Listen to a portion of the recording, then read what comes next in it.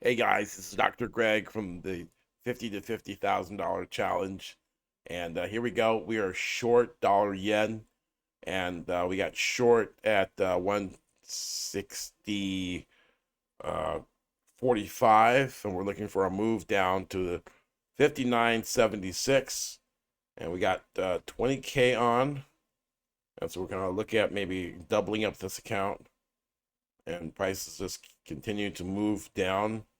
We move down to a 1 minute chart and we can see that the price is dripping on down.